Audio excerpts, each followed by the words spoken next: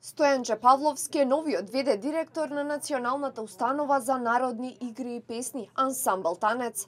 Тој доаѓа на местото на Зоран Џорлев, докажаниот уметник, професионалец и афирматор на македонската култура, фолклор и музика. Од опозицијата реагираа за изборот на Павловски. Велат дека новиот директор не бил компетентен да биде на чело на ансамблот Танец, бидејќи имал завршено само средно градежно образование. Поставувањето на Стојанче Павловски за ВД директор на Националната установа за народни игри и песни, ансамбл Танец, е уште еден доказ за хаосот и партизацијата што ги создава СДС. Павловски е човек со завршено средно градежно образование, кој е поставен само затоа што е политички подобен за Заев и Алагјозовски.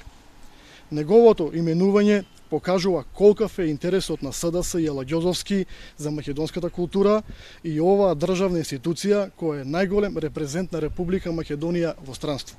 Од Министерството за култура објаснуваат дека за назначување на ВД директор е потребно личноста да биде истакнат член од таа установа, а не некакво формално образование. Единственото законско побарување за именување на ВД директор е тој да доаѓа од редовите на колективот.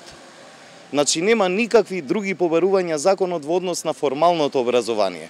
А што се однесува до сето она кое што го представува новиот ВД директор, ви кажав дека е 28 години член од ансамблот, дека во тој ансамбл тој го носи називот на солистот прв ред, значи на играорецот прв ред, значи не се работи за лице кое што е нестручно и некомпетентно да ја врши работата која што и задачата која што му е доделена. Со над 4500 концерти, Танец е културна установа од највисок ранг во земјава.